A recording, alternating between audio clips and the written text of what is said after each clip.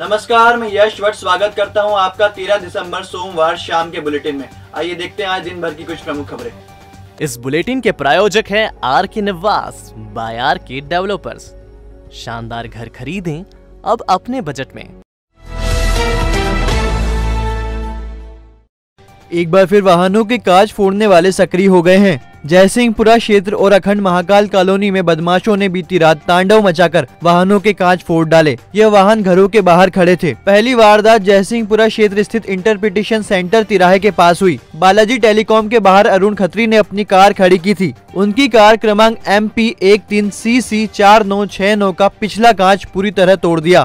कांच चकनाचूर हो गया और इसके टुकड़े कार के भीतर बिखर गए। वाहन मालिक अरुण खत्री ने बताया कि रोजाना रात को बदमाश शराब पीकर हंगामा करते हैं। आए दिन कोई न कोई वारदात होती है। आज सुबह हमने देखा, उठ के पड़ोसी ने हमें बताया कि आपकी गाड़ी के कांच तोड़ दिए गए। तो किसी कोई असामाजिक तत्व द्वारा ये घटना की गई है। आए दिन थाने में आए दिन यहाँ के दारू पी के नाटक होते रहते हैं। ये चौराहा एक तरह से क्रिमिनल चौराहा होगा। इसके अलावा भी और कोई सूचना है गाड़ी फोड़ने? वैसे अभी कोई सुबह सूचना और मिली थी हमें कि शायद चौधरी धर्मशाला के वहाँ भी 3 गाड़ियों के कांच फोड़े, पर वो पुख्ता जानकारी है नहीं। इधर अखंड महाकाल कॉलोनी में चौधरी धर्मशाला के सामने खड़े ऑटो रिक्शा के भी कांच बदमाशों ने बीती रात फोड़ दिए। यशवंत पिता राजकुमार ने अपना ऑटो क्रमांक MP13R 4147 घर के बाहर खड़ा किया था। रात में अज्ञात बदमाशों ने ऑटो का अगला कांच तोड़ दिया।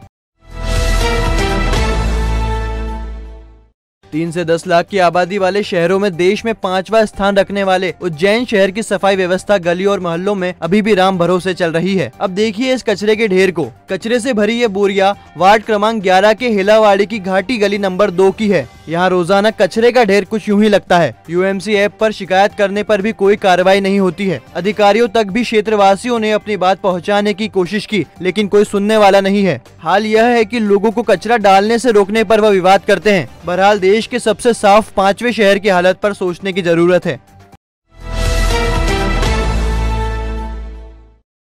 महाकाल मंदिर के आसपास की व्यवस्था सुधरने का नाम नहीं ले रही। हरसिद्धि मंदिर तरफ से मुख्य प्रवेश होने के बावजूद दोनों तरफ लग रही दुकानों के कारण लोग परेशान हो रहे हैं। वाहनों की भरमार से लोगों को निकलना मुश्किल हो रहा है। दरअसल महाकाल मंदिर विस्तारीकरण योजना के काम के चलते मंदिर के आसपास की व्यवस्था तबाह हो गई है। सामने की तरफ मलबा नहीं उठा है और पीछे की तरफ तुड़ाई शुरू हो गई है। इसी तरफ से श्रद्धालुओं को मंदिर में प्रवेश दिया जा रहा है। श्रद्धालुओं की भरमार के कारण बड़े गणेश से लेकर हरसिद्धि चौराहा तक रेलमपेल मची हुई है। इस सड़क पर दुकानें भी लगी है और वाहनों का प्रवेश भी जारी है। दोपहिया से लेकर चौपहिया वाहन आने से यातायात बुरी तरह जाम हो रहा है। पंडित रवि व्यास ने बताया कि रेलमपेल के कारण लोग परेशान हो रहे हैं। मंदिर का विस्तारीकरण जरूरी है, लेकिन व्यवस्था बनी होना भी जरूरी है। महाकाल मंदिर के यहाँ करोड़ों रुपए का प्रोजेक्ट चल रहा है, वो अच्छी बात है, विकास हो रहा है तो कोई बात नहीं और होना भी चाहिए, लेकिन उस हिसाब से जो व्यवस्था करनी चाहिए उसकी पूरी लापरवाही चल रही है।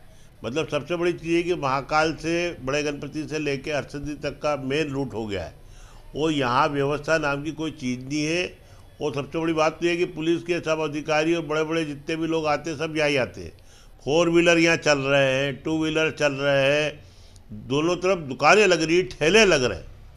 और दूसरी बात ये टीके लगाने वाले बहुत घूम रहे हैं। दूसरा वो ऑटो वाले अपने ले लेके घूम रहे, कार्ड ले लेके। तो पूरा सड़क को ट्रैफिक कैसे चलेगा, क्या होगा? फिर सबसे बड़ी ये सड़क के दोनों तरफ दुकानें लगेगी क्या? ठेले वाले खड़े हो जाएंगे क्या? कोई देखने नहीं आ रहा पुलिस के दिए। मैंने यहाँ के TI साहब गौतम जी को कहा, उन्होंने कहा हम बिल्कुल इसको ठीक करेंगे। आज दिन तक नहीं हुआ। दुनिया में गरिमा का स्थान है, प्रसिद्धि का स्थान है, उसके हिसाब से यहाँ काम होना चाहिए।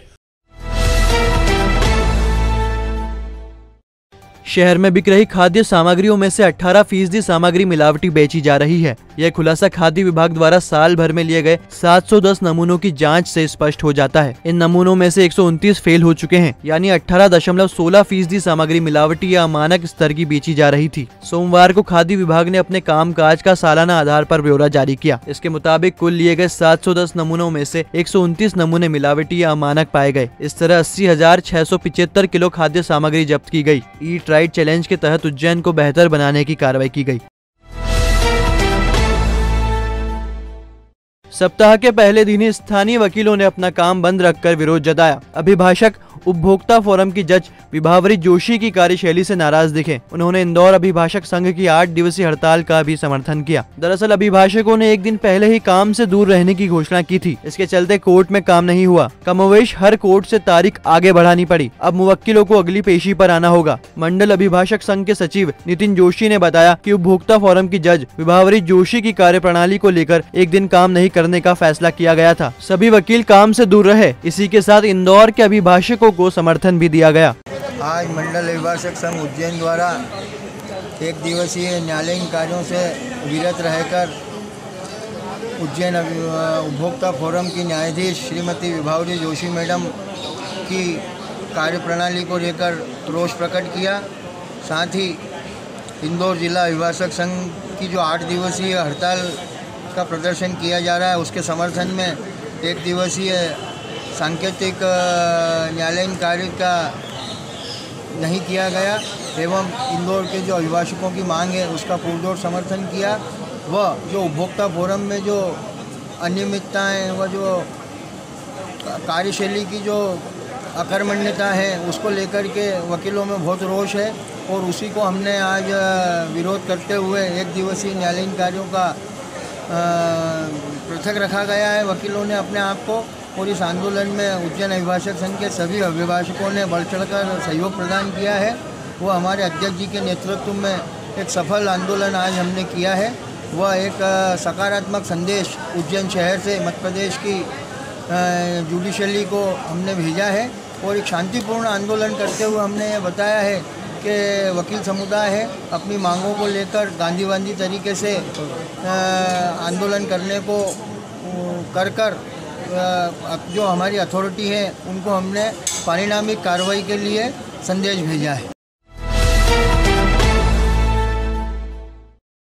विश्वविद्यालय अनुदान आयोग यानी यूजीसी ने साफ कर दिया है कि ग्रेजुएट एवं पोस्ट ग्रेजुएट की परीक्षाएं ऑफलाइन ही होगी। यूजीसी के आदेश के बाद विक्रम यूनिवर्सिटी ने भी परीक्षाओं के आयोजन की तैयारी शुरू कर दी है। कैबिनेट मंत्री मोहन यादव ने भी साफ कर दिया है कि परीक्षाएं ऑफलाइन ही ली जाएगी। दरअसल स्थानीय स्तर पर छात्र नेता अभी भी ऑनलाइन परीक्षा की मांग कर रहे हैं। वह कोविड प्रोटोकॉल का हवाला दे रहे हैं। इसके चलते 2 दिन पहले प्रदर्शन भी हुआ था। अब यूजीसी का आदेश आने के बाद विक्रम यूनिवर्सिटी ने भी ऑफलाइन परीक्षा की तैयारी शुरू कर दी है।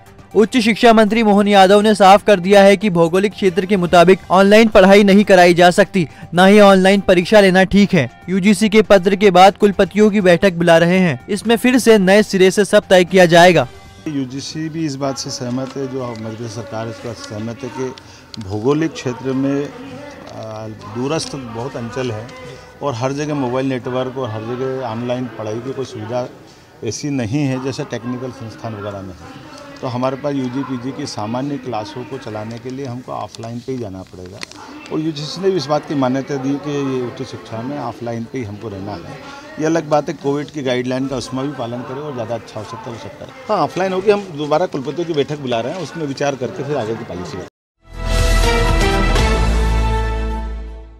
झांसी कानपुर रेलवे ट्रैक पर नॉन इंटरलॉकिंग कार्य के चलते दिसंबर महीने में उज्जैन से गुजरने वाली 4 ट्रेनें निरस्त रहेगी। अहमदाबाद से दरभंगा जाने वाली ट्रेन 17 दिसंबर को नहीं चलेगी। इस तरह दरभंगा से अहमदाबाद आने वाली ट्रेन 20 दिसंबर को उज्जैन नहीं आएगी। इंदौर वाराणसी महाकाल सुपरफास्ट एक्सप्रेस 22 दिसंबर को इंदौर से नहीं जाएगी, जबकि वाराणसी इंदौर एक्सप्रेस 21 दिसंबर को उज्जैन नहीं आएगी। गांधीनगर कैपिटल से वाराणसी जाने वाली ट्रेन 16 दिसंबर को झांसी, ग्वालियर, भिंड, इटावा और कानपुर सेंट्रल के रास्ते चलेगी, जबकि कामाख्या से अंबेडकर नगर आने वाली एक्सप्रेस 19 दिसंबर को झांसी, ग्वालियर, भिंड, इटावा और कानपुर सेंट्रल होते हुए आएगी।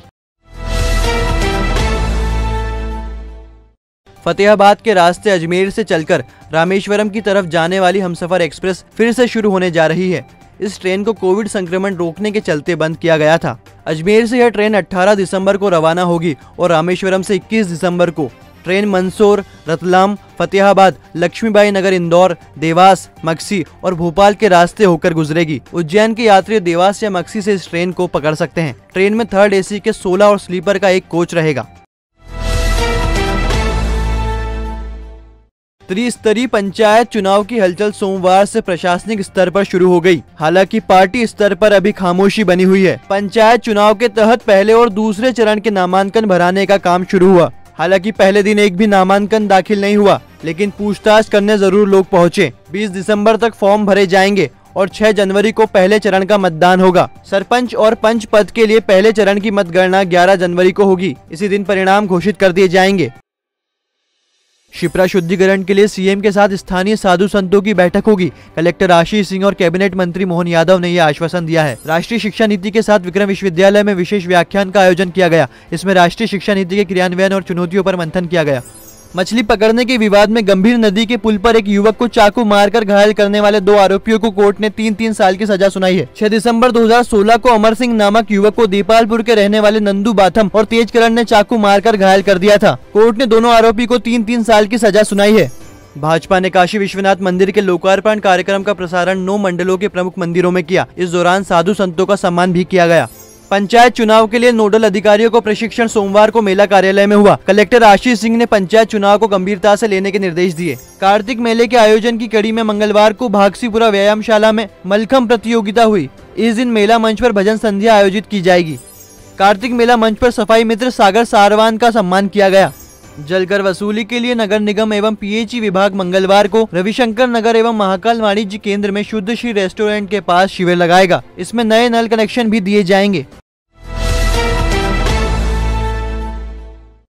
तो आपने देखा आज का हमारा बुलेटिन। आपको हमारा बुलेटिन कैसा लगा, अपने सुझाव हम तक जरूर पहुंचाएं।